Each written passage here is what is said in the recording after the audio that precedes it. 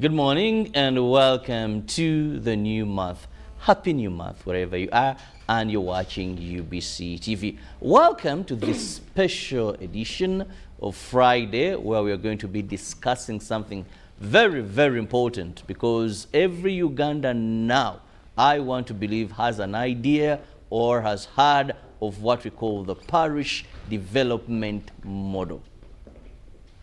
It's moving like a bushfire. But so interesting on this, you have heard of Pillar 3, or you have heard of something called money in parish development model.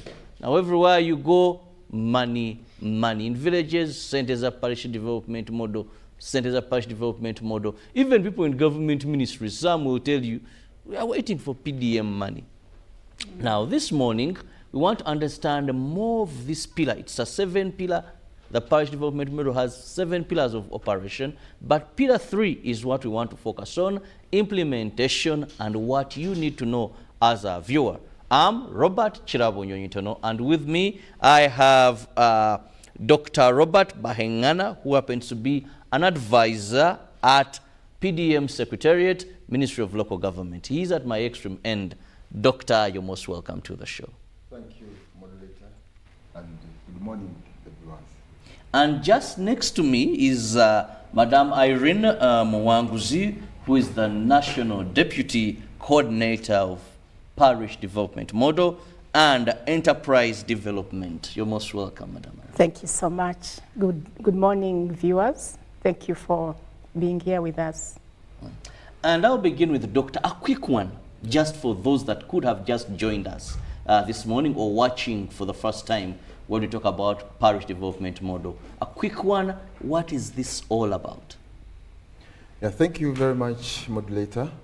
Maybe I need to give just a brief. Parish development model was launched on 26th Feb 2022 by His Excellency the President in Chibuku district, that is Bukede sub-region. And after that, it was incumbent upon all local government to start rolling out the parish development model. And at the Secretariat, we thought that now we cannot go full blast. Let's first now pilot the 9 districts so that we see how best it will move so that we can understand how to move forward. We piloted 9 districts, of which include Kayunga, Shema, Rukunjiri, Gulu, Chiliandongo, Uganda, and others. So there were 9. We worked with these district local government. We prepared the beneficiaries, trained and etc. And then we disbursed the funds to the beneficiaries. So it showed us that really this can work. Then after that, we rolled it out to the rest of the districts. So as we talk, all the districts have already disbursed, with the exception of a few which have some issues in the nomenclature of the names and etc. But they are also coming on board. I think one of the examples could be Chegegwa, but soon. I was there last week and we discussed at length and helped the district officials to do the needful.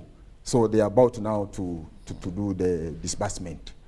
So as we talk, PDM is moving very swiftly, and every person now seems to be getting involved in all the activities, and implementation is going on.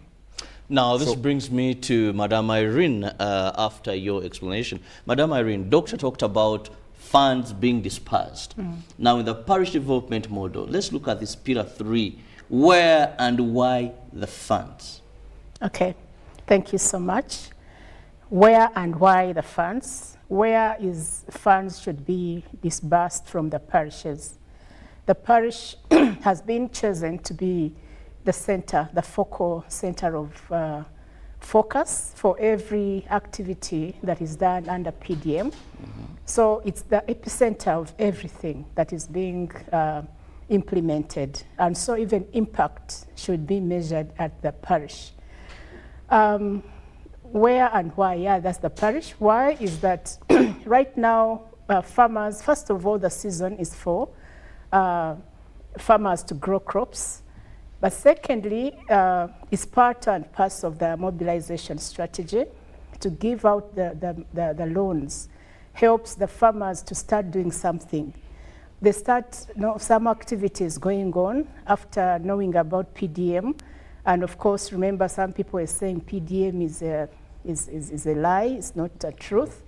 So giving people money out at this time helps to reinforce the mobilization strategy and organization of communities, of groups, and having people start putting action to the strategy. Yes. Now, you've mentioned something very important, that now people are getting money, it's a planting season, but let's just go back to better understand. You know, there's a lot of craving for money. When we talk about people are now getting money, Dr. Bahangana, let's look at who is meant to get this money. Because every Ugandan would love to get money. And how does one get this money? A brief of that process. Yeah, thank you very much. First of all, for someone to qualify to get this or to access this money, you must have to be in a group, what we normally call enterprise group. And this enterprise group is composed of 10 to 30 individuals, households, if you may use the word, because now PDM, we focus more on household. So now there must be in a range of 10 to 30 households or individuals that will form an enterprise group. It could be zero grazing or dairy, under zero grazing because we deal with intensive, or it could be poultry. That is one group. Then the second group, or the second household or second group will have another enterprise. So these enterprises converge at the parish. One enterprise A, enterprise B and C and D like that, all converge at the parish, where we have the only one government circle called parish development model. So now from the enterprise group, an individual or household will be automatically, they must first go through training to understand what exactly is supposed to do. And then they pick, they fill the application form. Upon filling the application form, then they will be, the application form will be examined by the group members. So these group members, when they find that now this form is well filled and all the characteristics are the ones that are needed, then they recommend that form to the loans committee. And then the loans committee will do the vetting, will do the assessment, appraisal, and then after that, then it is recommended for approval. Then after being approved, then the disbursement takes place.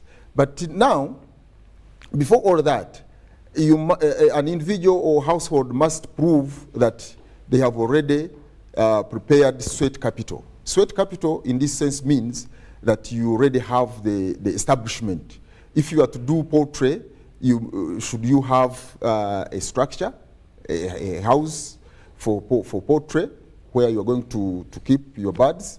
If it is zero grazing, do you have a backyard structure where you're going to keep your dairy cows? Like that. That's what we call sweat capital. So when this appraisal team comes, we'll need to find that the establishment is already there, and then they go through your application form to ascertain other issues in there, whether you do qualify or you don't qualify.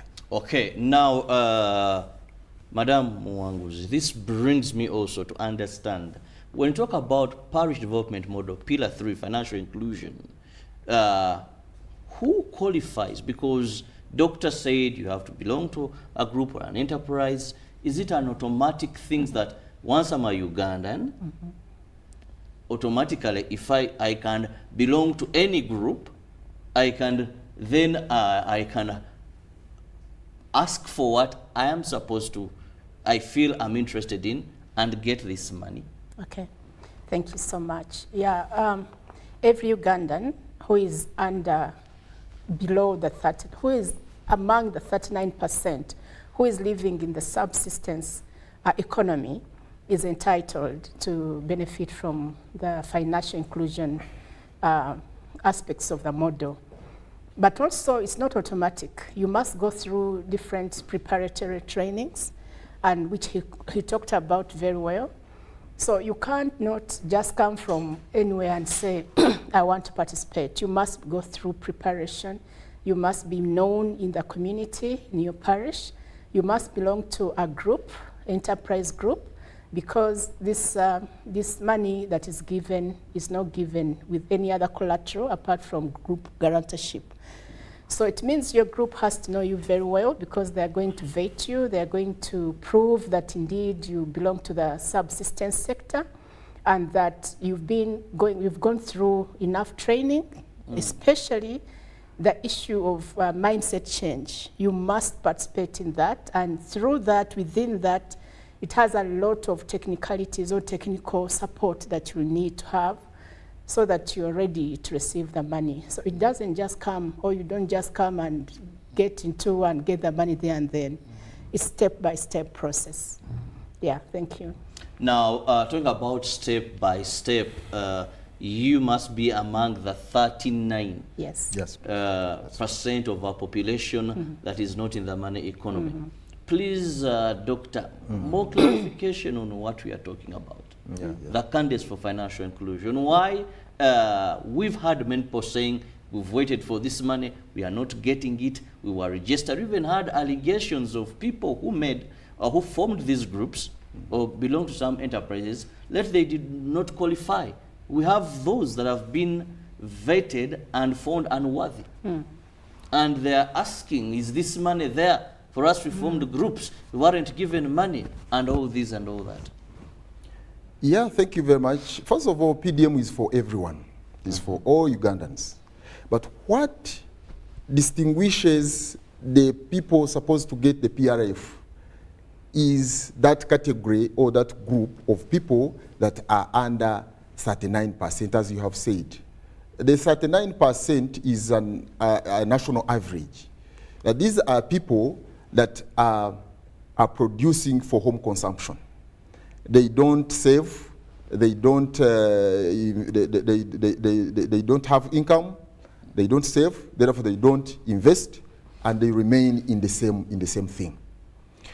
And these are the people that are supposed to access the PRF. How do we do it?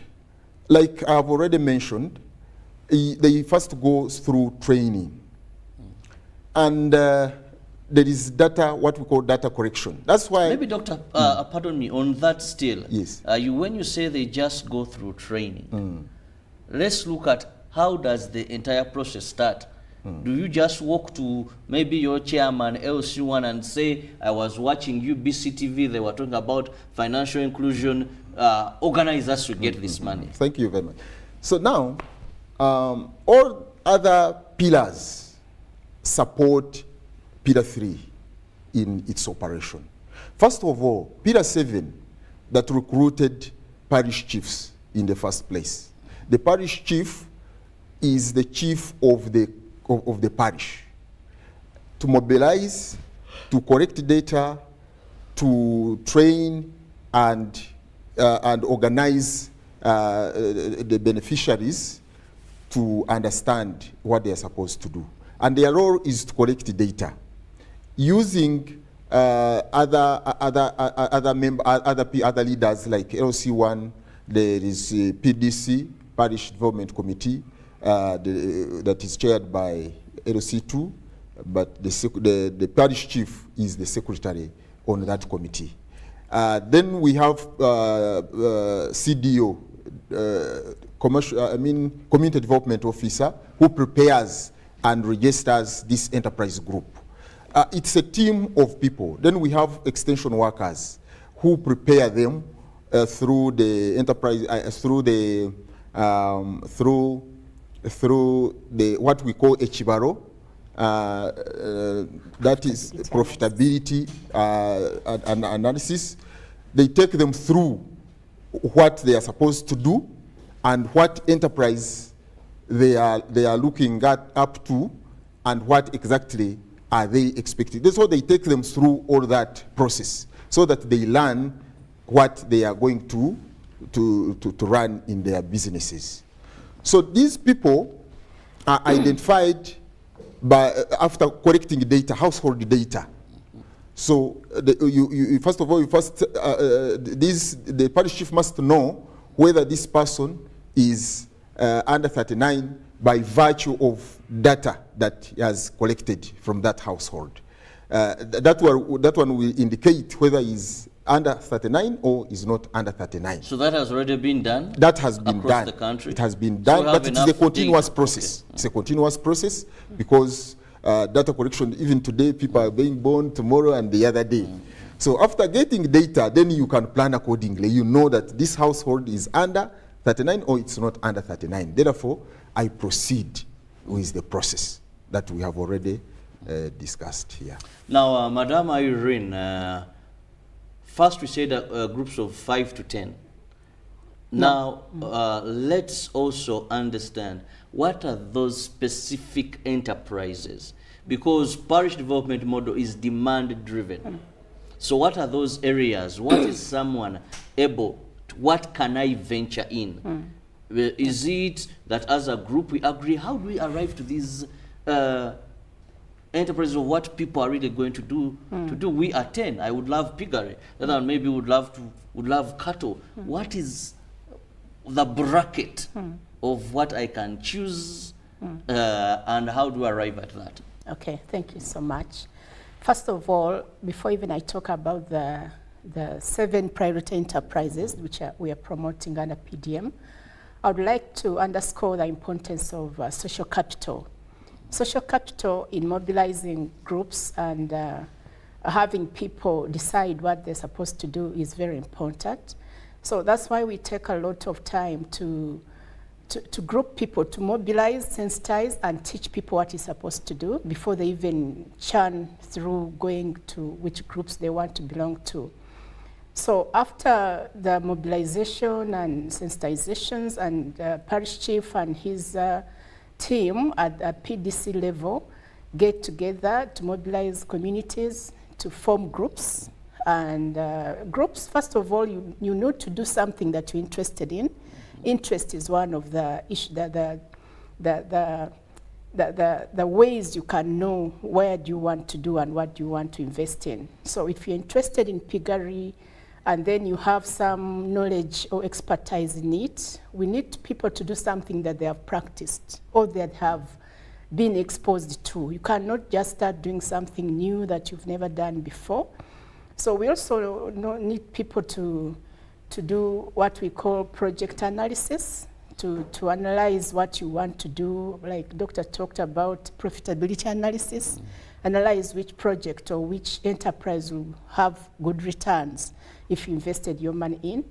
And then after you decide and have other people who are interested like you into a particular enterprise, then you can be able to get together to form a group of between 10 to 30 people of that particular enterprise. So we've helped people to understand there are 7 priority enterprises that are being researched, that have been in terms of profitability, that have been proven to be profitable, that have been proven to be scalable, that have been proven to be able to work anywhere in the country. They're across the zones, the ecological zones. So they're able to be replicated anywhere in the country.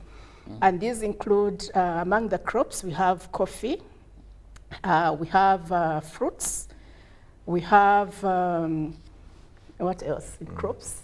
We have poultry. We have poultry, we have dairy farming, dairy. Fish. And poultry is mainly for eggs, poultry for eggs. Then we have fish. And then we have any form of fruits. These are also very marketable. And then we have other crops. Other crops can be for both home consumption, but can also go to the market. So whatever you want to choose, or a group wants to choose, should be within that category, the 7 categories that we are mentioning. Yeah. Well, I still have people from, that is the PDM Secretariat and the Ministry of Local Government, and we are looking at Pillar 3, which involves financial inclusion and among the 7 pillars of the parish development model. Allow me to go for a very short break. Now, when I return, we'll still be discussing more regarding financial inclusion. How do you get this money? Who qualifies to get this money? But when we return, how much can someone get under the parish development model? And by the way, is this free money? Wait for the return of the show, where we'll be having more of that. Off for the break.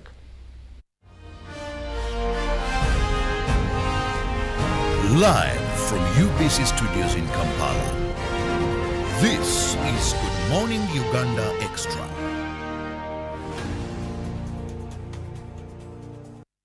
Pick of the day on UBC. One-on-one with Michael Jordan Lukomwa. A weekly face-to-face conversation focusing on accountability, inspiration, information, and sensitization of the public from the various sources, such as inspirational profiles. Having a disability is not inability. Every Friday 9 p.m., it's one-on-one with Michael Jordan Lukomwa. Don't you see anywhere that you would give a credit in the fight against COVID?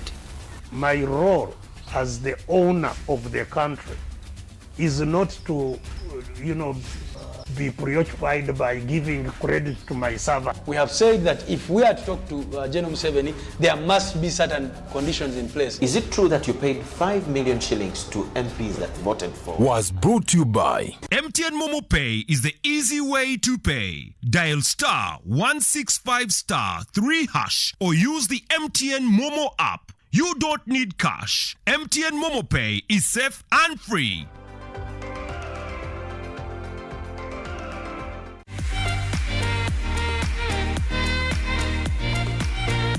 The stage is a world of entertainment.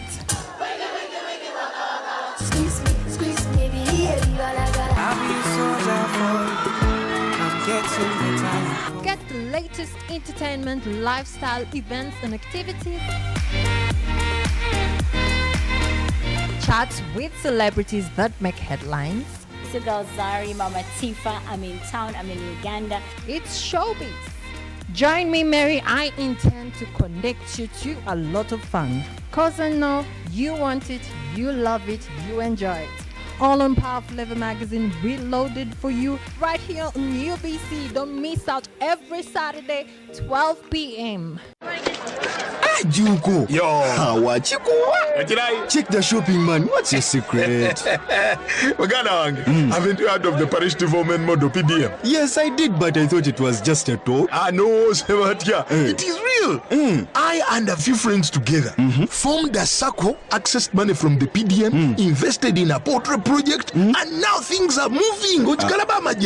Juko. I thought I was one of your friends. You are. But you left me behind. I didn't leave you in poverty. What you do, just visit your LC2 chairperson and your parish chief and start the process of economic transformation.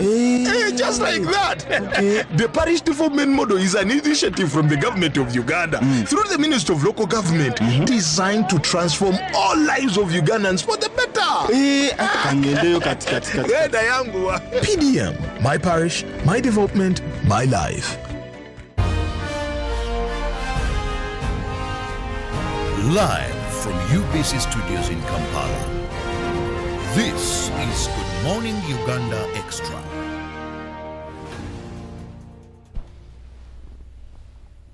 Welcome back from that break. Thank you for being with us on UBC TV. I'm Robert Chirabo. That is in case you've just joined. And we are discussing parish development model, pillar number 3, which is financial inclusion out of the 7. And with me, I have Dr. Robert Bahengana, who is an advisor at the PDM Secretariat, Ministry of Local Government, just at the extreme end. Then I have Madam Irene Mwanguzi, National Deputy Coordinator, Parish Development Model, Enterprise Development. Before we went for a break, we had looked at who qualifies. Now, we want to know, Doctor, how much in this group maximum being 30. How much does the money come for the entire group? Is it Robert, and we have Madam Irene, we have Dr. Robert? Does everyone get their own money? You know, how much do we get? How is the whole issue of money once it has come to us? What is how is it? How does it move? Thank you very much. First of all, PRF, or Parish Revolving Fund, is a seed capital. And this money comes directly from Ministry of Finance to the SACCO account. The SACCO has a link account in a commercial bank, let's say Post Bank, Centenary, and etc.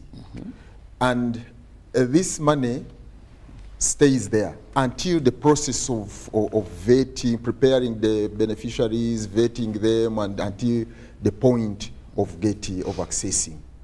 So now we have the SACCOs that have 3 people. We call them SACCO executives. We have the chairperson, we have the secretary, we have the treasurer. These are the signatories on the SACCO account, and they are responsible for disbursing these funds. Of course, before disbursement, there is another process. So a person or a household or an individual, first of all, there are 2 ways of accessing these funds. You can access the funds as a group within a group, okay? Like for us, we want we apply for 1 million as a group. We are going to do A, B, C, D. But that one has not yet materialized, but it is provided for in the guidelines. Then we have individual. So far what we are working with is the individual basis, whereby someone applies that has gone through the whole process, applies for 1 million. So initially, because of the business plan and what you want to do, the business plan used to limit and guide how much you're supposed to get. And that became an issue, but during the cabinet meeting, His Excellency pronounced himself on that and said, let everyone get 1 million. And then those that had got less than 1 million be added on at some point. It is a process still. So minimum and maximum is 1 million. So far, that's what we are working with. Per individual. Per individual. But also, not all the people will get this money. It depends on how much is available on their account. That is before, but as we talk, all the SACCOs have received 100 plus money. But before that, the money that was available on the SACCO account could allow a certain number of people to access. You can't now prepare more than what you cannot do. What you cannot. So if you have the SACCO has a maximum of 30 people. Yes. And a minimum of 10 people. Yes. Now, if money that available is 20 million, so that means it is 20 of the members that will get. Exactly. Then why is the hope of the other? The process of preparing and taking through these individuals in the process continues. It's a continuous process. So the first lot will take what is available. Then the process continues as money keeps coming, trickling on the SACCO account. As money comes in, the preparation continues, another batch is given. Is given money. Like that is a continuous process. Now, Dr. When you say it's a continuous process, yes. I know government releases money in quotas, financial years, and all that. When you say money keeps trickling in on the SACCO account, what do you mean? I mean, when government releases money to the SACCO, it is meant for the beneficiaries, definitely. So, the SACCO leaders who accesses this account know how much is available and how many beneficiaries are supposed to be prepared to consume the available amount of money on the SACCO account. So until when another release comes in, then these people are being prepared to access. So it's a continuous process because PDM is here to stay. It's not for today or tomorrow. It is here for all life. That is our flagship program for government. That everyone, as long as you qualify, you will be able to access. But it is not automatic that you have to get today. What enables someone to qualify, I mean what allows a group of people to access these funds is the amount available at the time. Yes. Okay, amount available at the time. Now, Madam Irene, we talk about a revolving fund. One of the biggest challenges of government programs has been recovering these funds. Now, under the parish development model, Pillar 3, which is financial inclusion, our view, which we are emphasizing and discussing this morning, how do I pay back? I got from the circle 1 million. Is it what interest I have, which period of time to pay back? Okay. Yeah, PDM has made the repayment process very, very smooth and comfortable for everyone who's going to participate. In that when you get the money, the repayment period is almost 3 years. But we are saying pay in, we give you a grace period of 24 months, that's 2 years. And then at the end of the 2 years, you're free to either pay back everything or the principal plus the interest rate, I mean the interest of 6% per annum, or you pay in the following full year in installments. So to make it 3 years. Yeah, so that's how the repayment is going to be. So if I took, that is 1M, 6%? Yeah, that's plus 60,000 is 6%. And then for 2 years, that's 120. So you return 1.2 million. Yes, after 2 years. After 2 years. Yes. That is a good deal, fellow Ugandans. Yeah. And of course, if you're among the 39%, well, you can never get a loan anywhere with that period of time, 2 years, and the interest rate is that. So this is something you should embrace. You should look out for to ensure that you participate in this program. If I was qualifying, 2 years and I have to pay that, if I made the right selection of an enterprise I want to invest in, then that would be very, very good. Now, doctor, how is government going to recover my money? Now it has become my money. Because I know this is taxpayers' money that another taxpayer is using. I want to know how my money is going to come back. Yeah, now for recovery, first of all, this money is given out to individuals that are in groups. I want to bring an example of Finca, Pride Microfinance, the model they have been using. I don't know whether they are still using the same. So when you get this money, the guarantors, the people within, the group members will guarantee you. And these are people that will look for you in case you fail to do what? To pay back. They know where you stay. They know which business you are in. They know all the challenges because these are same people in the same locality. They know each other. And before that, they allowed you to be in that group because you qualified. So all the people within the group qualify, and therefore they know each other, and it's incumbent upon each individual to look out for whoever is not doing well. And this is the first line that we are looking up to in terms of recovery of this money. So when it goes beyond that, of course, the leaders, the PDC, which is the overall committee that supervises at the parish level, will step in to look out how to make sure that these people pay. And also the circle leaders will keep sensitizing and guiding and showing how these people can really be responsive so that they can pay back.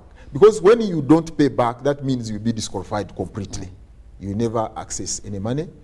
and that means your household will lag behind. So you will get out of the bracket of socioeconomic transformation. That is another challenge. So it's a continuous process, and training, guiding, sensitizing people on the importance of paying back. Yes. Well, it is now very clear. This is not free money. It is money that you're going to use, and after 2 years, you have to pay back this money. Our lovely viewer, you have to pay back this money. You know, you know, I remember during the days of Intandikwa, someone said, no, this is a revolving fund, and it is money you're supposed to use. Take it back for another person to be able to use the very money to alleviate themselves from poverty. And of course, that means now more sense into the heads of some politicians who are just there to make people misuse funds from government programs. Now, Madam Irene, when we talk about paying back, group guaranteeing you, we are discussing issues of agriculture mostly. Among the 7 areas you talked about, they were basically agriculture. Now, for agriculture, I've gone to a number of banks, and one of the hard things is they want to give what they term as agricultural loans to farmers, because anything can happen. Yeah. True. I go, I get money, we buy pigs, piglets. Swine fever sweeps through, because there are fears we must address. I plant, and truly speaking, it doesn't rain. Most of us in Uganda depend on rainfall-fed agriculture. Most of the 39 definitely are on rainfall-fed. They can't have irrigation and all that. So then what happens? Okay. Yes, I agree. Agricultural financing has issues, especially related to risk, whether we are weather forecast and all that.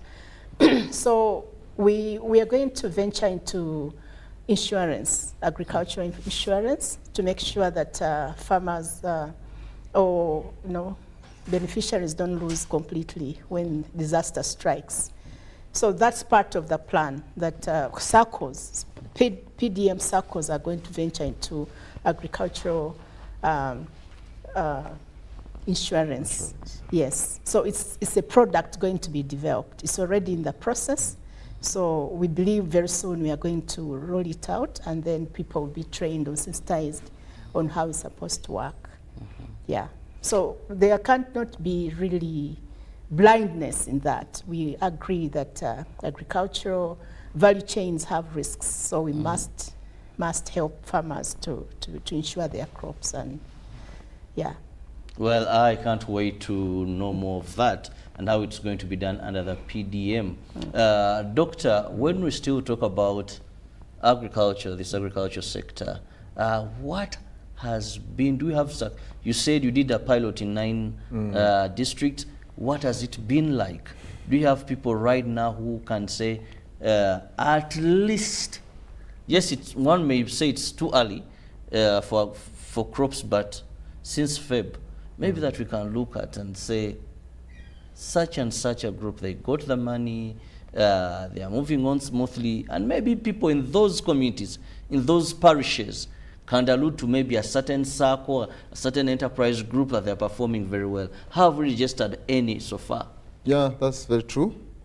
Yeah, because we have been moving around doing M&E, and of course looking out for households that have invested this money very well and how they are progressing. We have been collecting that data and also having success stories, still documenting. Of course, we are working with UBC in that. So there is some progress. There is steady progress. Some households have already shown interest of paying back because we are still processing something in terms of paying back.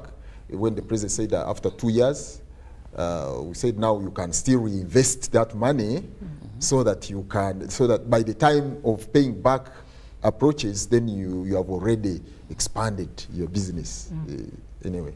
So we are working with our colleagues at the local government level and even the lower local government, the parish chiefs, the circle leaders also. We hold meetings every time we go out there.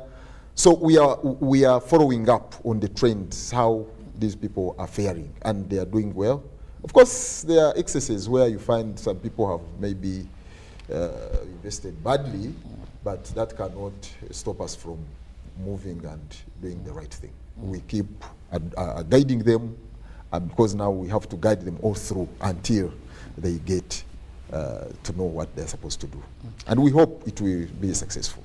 Now, when Doctor talks about guiding them, how is this done? Because one thing of late I've seen is monitoring and supervision.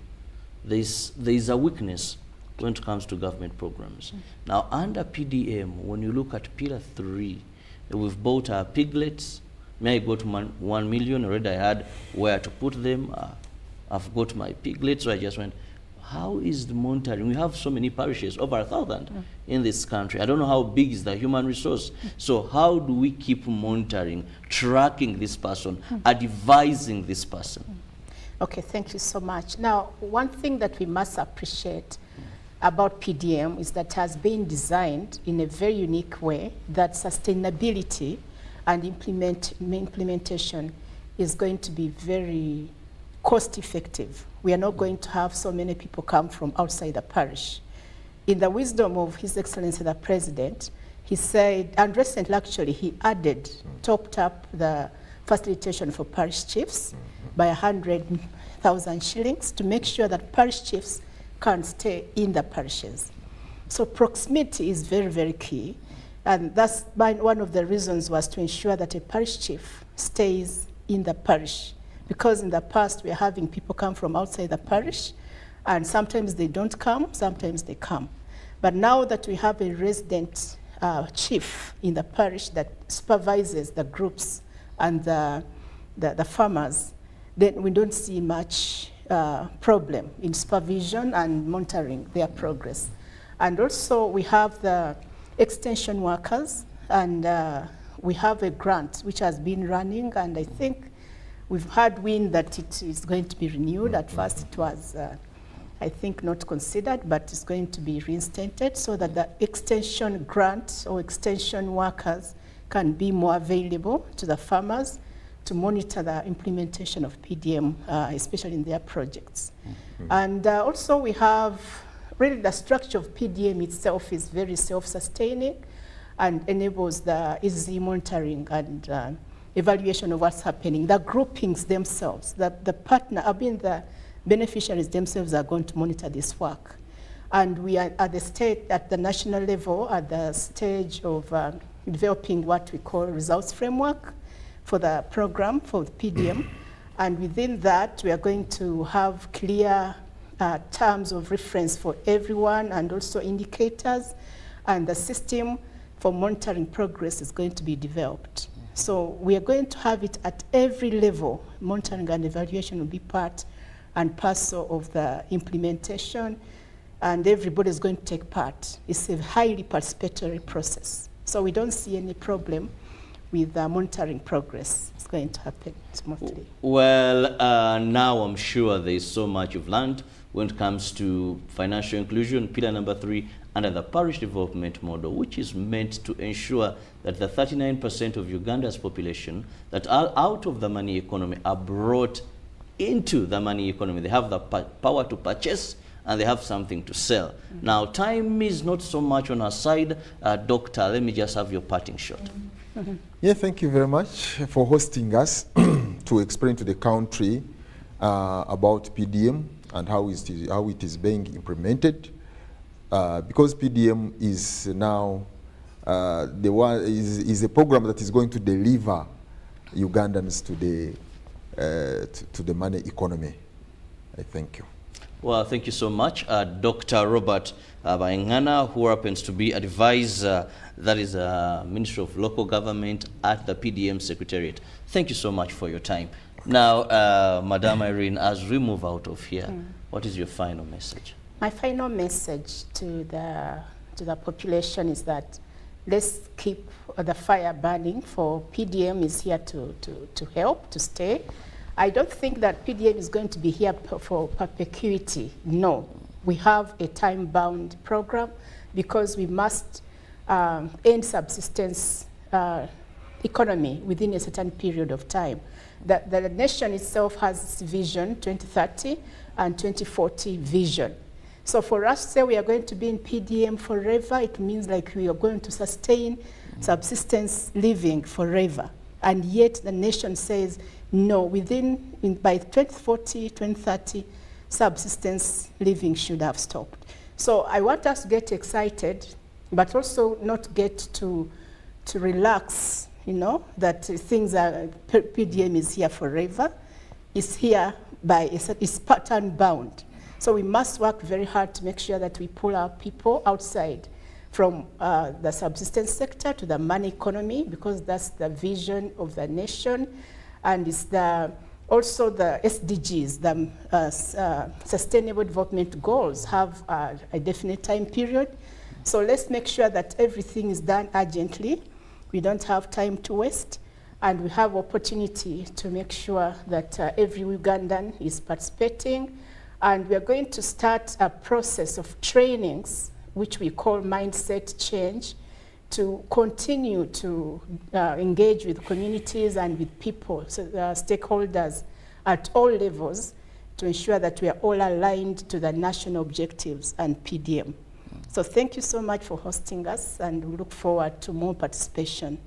Thank you. Well, thank you, Madam Irene Mwanguzu, who is the National Deputy Coordinator, Parish Development Model at the Secretariat and the Ministry of Local Government. Thank you so much. And above all, my viewer, thank you so much for being with us. Well, let's all interest ourselves in the Parish Development Model. At least have the information, the right information, to tell a friend, to tell a relative that yes, there is the Parish Development Model. And above all, make sure you have the right information. One great man said, he who has not researched has no right to speak. Have the right information so that you communicate the truth to people to understand that this is for them. This is to ensure that we all benefit from the Parish Development Model. And for Pillar 3 specifically, that household that has been absolute poverty, sustained in sustainable agriculture, subsistence agriculture, that they can enter the money economy. What a good thing it can be for you to know that you brought the news of transformation in your parish, on your village. Thank you so much for being with us. Have a lovely weekend. Happy New Month. God bless you. Live from UB